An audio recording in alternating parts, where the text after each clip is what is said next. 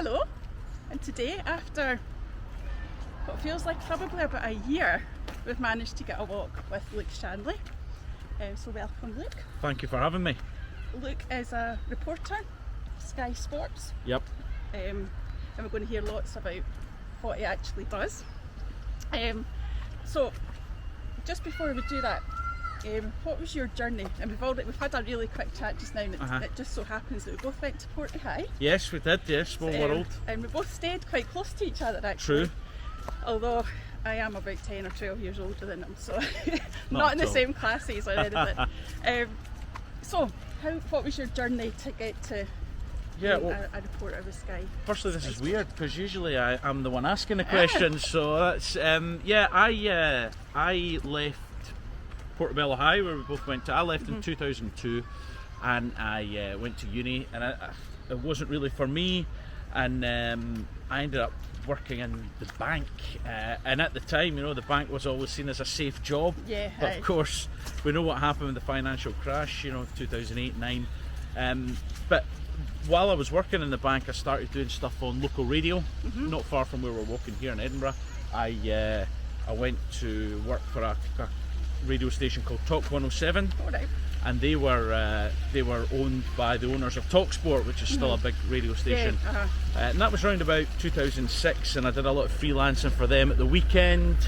And after that, I kind of got into doing more. I also worked on Club TV, which was a new thing that was coming up. Worked for my local football club, and all of a sudden that that was burgeoning as well, and you got a lot of experience. And I think that's something nowadays that I think you do need the qualifications nowadays, and you do need the degrees at the unis and the courses, but I think the experience is so key, just knowing what's going on and how things work. And I was really lucky at the time. I timed my run really well. In 2008, 23rd of December, never forget it, the station shut down. We all got made redundant just before Christmas. I had just left the bank and I'd been 4 months full time on the radio. Dream job, and I love the medium of radio, and I miss it. I mean, I love working in telly and I would never change it, but I do miss the medium of radio because you learn so many things there, and you could make a lot of mistakes and learn from it, and it's great. But I in the end I got lucky, because 6 months later, as much as I was freelancing and struggling a bit to keep in the industry as somebody without as much experience, and I ended up, Sky managed to get the rights back for the Scottish football, and all of a sudden they said, we need some guys just to do reports at the weekend. It was only just something like that. So in 2009-10 season, I did a lot of Soccer Saturday, an iconic programme, and after that, the rest is history. I just managed to develop from there. So going from kind of maybe just doing 1 or 2 games a week to then working on the news, Sky Sports News, and working every day freelance, to then getting to be the trackside reporter, and then going from being freelance from 2009 until 2015 to then becoming staff. So it's been incredible. It's been really, I mean, when I actually go back through it there, you think really lucky on a number of occasions. It's really good, and a lot of hard work as well. You have to put in the work. So I've really enjoyed that. So that's good. And you said that one of the first things you had done was Soccer Saturday once you'd left the radio, and that's not bad for your CV, is it? It's fantastic when you think the amount of times you watch that show, for years, and it's Jeff Stelling and all the guys, and I've been lucky enough to meet Jeff a few times, but just to go and do that and do a lot of Scottish football games. I wasn't always getting the big high profile games at say Ibrox or Celtic Park, but you were able to again learn and just know what the channel wanted, and we could go through here. This is a nice walk through in Salton Park here, but it was great just to get involved in Soccer Saturday. But you realise you have to have a discipline. It's not, the show's not about you. You're just adding to it. You make a cameo, get the score right, get the scorer right, be on and off, and just you let the show flow, because Jeff, he lets it flow so well, so it's a case of knowing your place, and then getting to do the interviews after the game with the managers. So it's held me in good stead, put it like that. Good. So what does your job actually entail? You've talked a bit about it there with Soccer Saturday, but you're not just, you don't just spend 10 minutes. No, exactly. It's not just going to football games all the time. The glamour. The there's a lot of hanging about in car parks and getting the weather, the rain and whatnot. Yeah. I think for example, my job, I've got 2 roles at Sky. So I am the staff reporter for Sky Sports News in Scotland, and I am the trackside reporter for the Scottish Premiership live games at Sky Show. So I kind of work to 2 different departments. In terms of Sky Sports News, I'm in maybe 4 days a week doing press conferences, build up to live events or live games, not just football, a lot of sports, but mainly my job focuses on football. And that might mean going to press conferences, or you do a lot of them over Zoom now, remotely. It could be going to stand outside the ground might be some news breaking that you have to then go and talk about. It could be a feature to build up for our live game to make sure that's well promoted and well serviced. It could be something to do with, we did recently, and it's just been broadcast about Sky Zero and environmental issues, that to see what football's doing to tackle that. So it could be a variety of different things. Sometimes it's just in the office, you're on the phone trying to chase up stories or get lines confirmed, or it might be that it's a bit quiet and you're maybe just planning a feature and you're looking at old archive shots. So I mean, primarily it's live build up and it's press conferences, and there's a lot of European football on just now, so you're on a bit of a conveyor belt sometimes. Press conferences every week, and every day. So, but that's part of the job. At the weekend, Sky will usually have a live game in the Scottish Premiership, and I'm the trackside reporter, and I love this part of the job because you are. You're in the tunnel, you're doing the pre-match interviews, you're doing the post-match interviews, you're watching the game, it's a live broadcast, and it's a different discipline in a way because you wear an earpiece, and while I'm doing my interviews, you will hear somebody talking in your ear the whole time as you're trying to listen to a manager who's probably giving you short shrift here. So, you've got a wee walk. I don't know, I will go right round. Yeah, so, it's good. It's really good. I love that part of the job. You are dealing with raw emotion though. You're getting people right off the pitch, and sometimes it doesn't always go down too well. But some of the questions, you do sometimes stick your jaw out at times, and you have to be careful. So, but that's brilliant. I love that, and I love the variety that I have.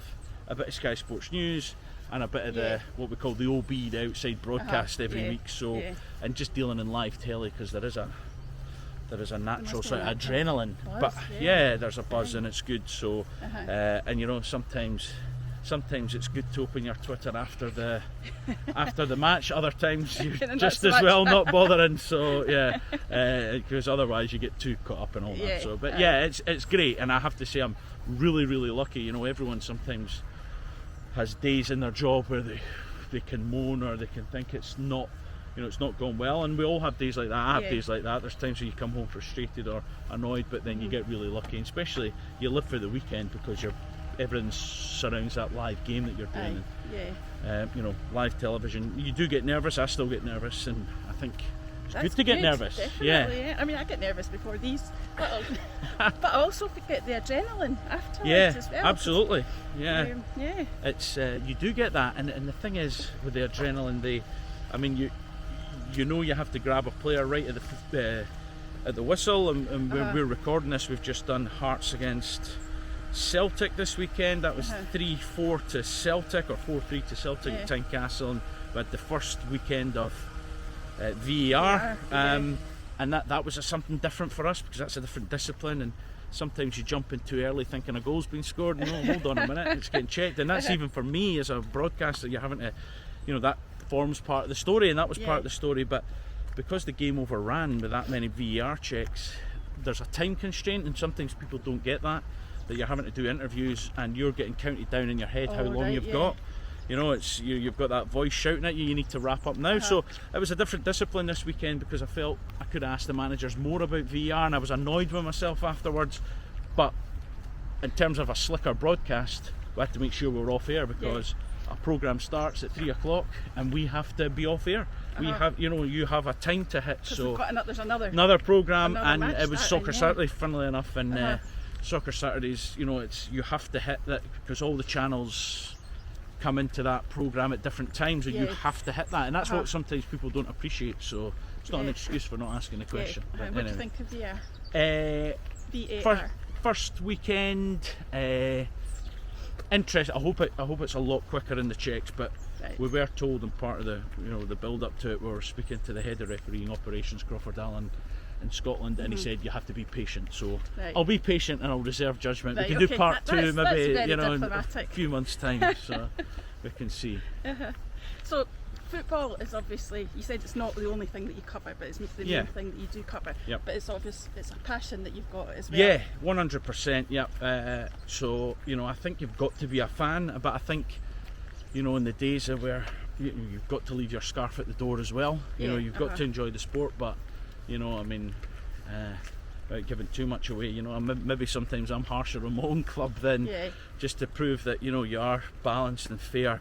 If you're not fair and balanced, you shouldn't be doing the job. You should go and work for a club or something like that. It's so, but it is a passion. From going to games with my uncle and my dad, and they would buy me a match programme, and and I'm lucky, but I'm still really sad and OCD when I collect every programme, every team sheet, every ticket from games I go to, and the museum in my spare room needs gutted, put it like that. But I know another couple of people like that actually. So but it's again, that's just me. It becomes more a habit than anything else. So. And because it's a routine as well. Absolutely. You get a bit OCD. I need to get this. Anyway, but I'm bad that way. But again, that's just me. It's because that's the whole part of it. That's part of the role for me as being a football fan and doing the job I do.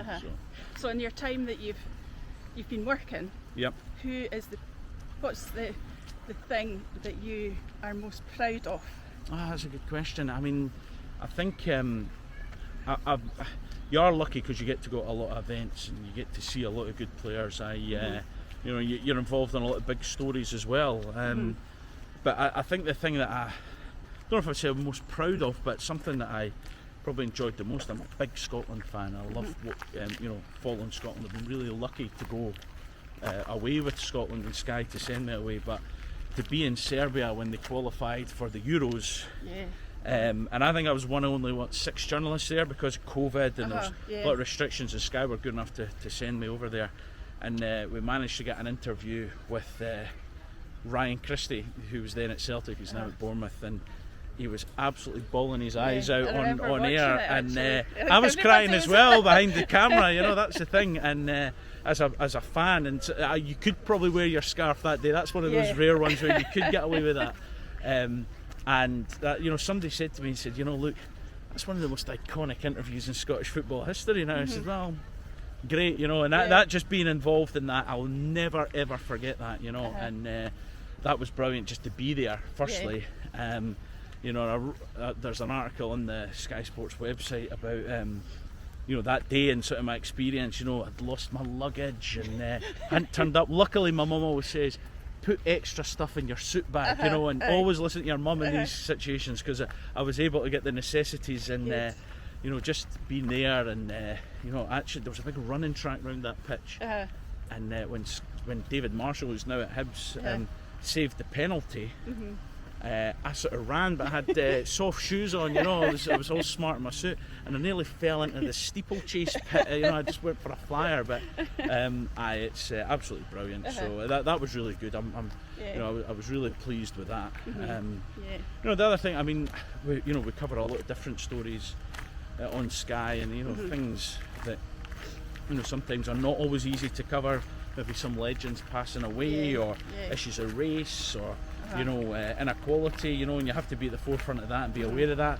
So it's just a case of and making sure you get it right. So I think for me, love the job. Now, isn't it can be, it can be, because there's a lot going on, and it's not always about the sport, and that's sometimes when you're too sport related, you need to open your mind a bit more to the wider issues. So.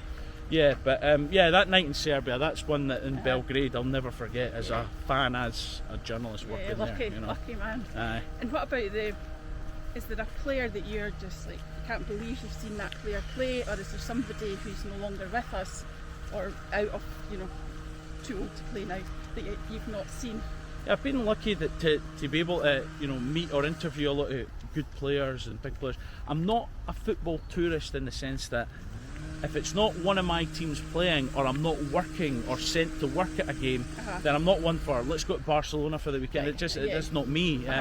Although in the last year or so I've tried to take a step back and go to look at more grounds in England or whatnot, which again I haven't, I don't always do, but so I do get to see a lot of players. We were sent away to Barcelona, my cameraman Steve and I, to watch Celtic play. That sounds like there. a drag, eh? Gutted. I know. It's terrible. It's a tough life, but it was great being able to go over there. And they had, at the time, they had likes of Lionel Messi playing for them and whatnot. And we were sitting way up at the top of the new camp. And one minute he just kind of saunters around and it's as if he's doing nothing. Next minute you blink and he's moved and he goes and scores a goal. And that was great to see people like him. But I was lucky enough, I interviewed 10 years ago Luka Modric, who plays for Croatia, and even in he's now at Real Madrid. He was a top player back then, and even now in his late 30s he's a cracking player. So just to be able to interview guys like that. But I mean, for example, last week Frank Sauzet was back, a former Hibs player, late 90s, early 2000s, and he hadn't been back in Edinburgh a lot since he left Hibs. And just to be able to interview somebody I watched growing up, it was a joy, because he was an absolute pleasure and a gentleman. But there's been so many that you could say, you've been there at historic moments. And Hibs won the cup in 2016, when Hearts won the cup in 2012, when St Johnstone won their first trophy in 2014. Been on the pitch there, so that was really, really good. You think, I was there at the Serbia game, so just try to find I don't know if we can walk right through here. So it's one of those ones that not even football related. For example, I interviewed Tom Watson, former major winner, golfer, sitting on a steam train going up to Gleneagles to promote the Ryder Cup. So things like that, and you go, I like golf, I'm not a good golfer, I'm not a massive golfer, but I like golf, I like watching. You think, Tom Watson, proper legend, and you think, well, you are lucky, and he was such a gentleman too, and you find that sometimes the higher up you go, the classier they get, and he's just great. But a lot of the current Scotland team are doing well, the likes of Andy Robertson, John McGinn, people like that, and you're able to see their career through. You were starting when they were starting, sort of thing, and you're able to kind of follow that through, and it's great to see too. So it's tough to pick one, but there's been a few. They've been lucky. I have to say, sometimes you do meet people that maybe it's the interview wasn't for them, or they were just a bit, it's not really their scene. And some people I won't name, you think they really should be legends. I really should be loving to meet them, and they just maybe leaves a bit. You're a wee bit disappointed. They say sometimes never meet your heroes at all.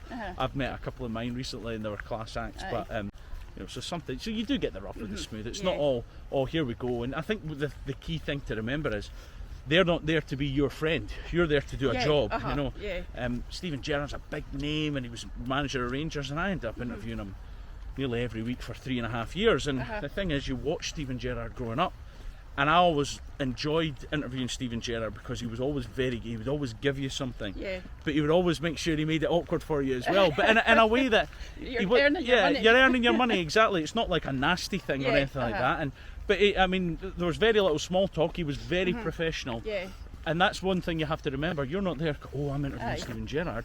You're there to do a job. He's the Rangers manager, and that's the thing, Brendan Rodgers, likewise. I think you always used to get stuff out of Brendan, but sometimes he would, there's a couple of times where maybe I approached it the wrong way, and he would feel within his rights to have a go back. That's part of the job. That's what I said about sticking your jaw out. Sometimes they will hit you if you give them the chance. But I always enjoyed that because, guys that you would watch and you knew as big managers or players, you're not there to be their friend. You're there to do your job. So it's that's something that's key to remember. It's you're not there to be pals. So the way it goes. And we're walking today. Changing the subject slightly. We're walking in beautiful Stockton Park. Came here because we thought was a bit worried about the weather, and there's somewhere we could go inside. Very autumnal today. Gorgeous, I know that you do a lot of walking. Or Ian Crocker told me that you've done a lot of walking. Where's your favourite place to walk? Good question. I have lived in Glasgow for 9.5 years, and I really enjoy living in Glasgow, but as an Edinburgh boy, I love when I come. I'm usually back in Edinburgh at least once a week. It's very rare if I'm not.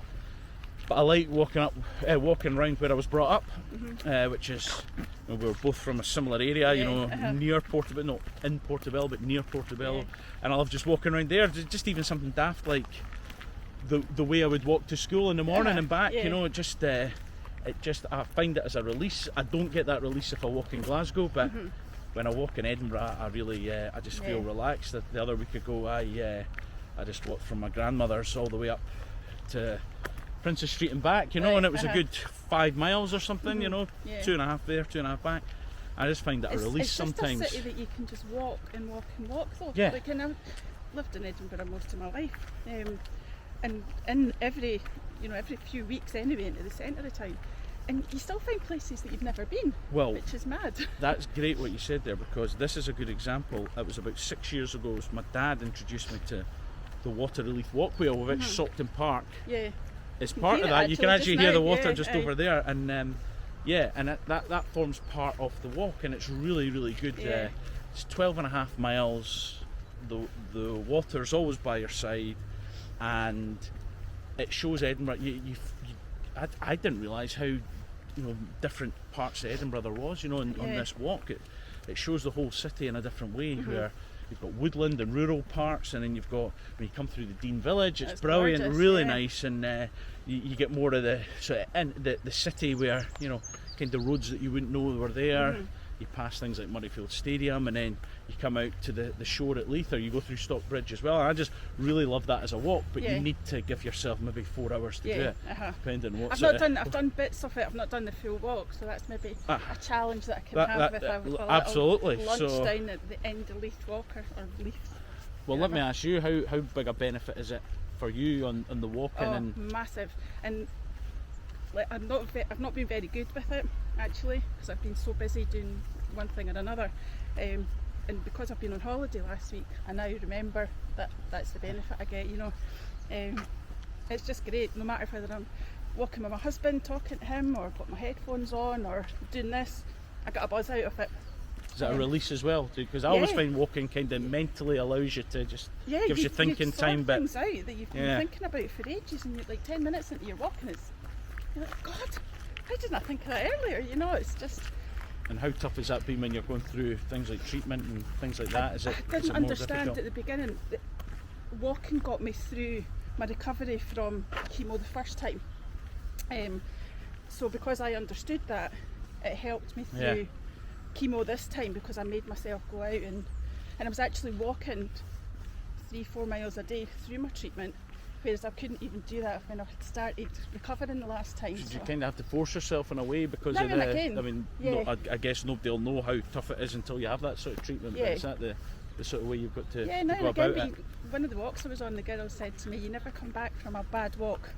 You always come back and say, that was amazing. I'm so glad. You might not want to do it, but, and I kind of have that at the back of my mind now, and that's what's kept me going. Good. Sorry, I went back to my normal mode of asking questions there. No, it's fine. It's fine. It's absolutely fine. So, it's been absolutely lovely. Thanks for taking the time. Not at all. Any time. And it's been nice just to get a bit of fresh air. It's nice, and there's a lot of autumn leaves, but it's been dry, given what we've had in Edinburgh recently or through Scotland, so it's great. So just fantastic. One last thing, sure, as I always do, like Columbo, is there anybody that you could nominate that you think would like to do a walk with? I think I've got 2 colleagues that I'll put forward, and I know they're both really busy, so it might not be right away, but I know Chris Boyd, my colleague, he could talk for Scotland, so he certainly does enough on Sky, so you would have to give yourself about 3 hours for that one. But I know he's busy coming up, but I know definitely in the new year it's something he'll want to do. And my other colleague I'll put forward, I haven't told her this yet, but I will be, is Ailey Barber, our presenter. Oh, good. So Ailey, obviously a lot of experience working for many different channels, and is our face of Scottish football.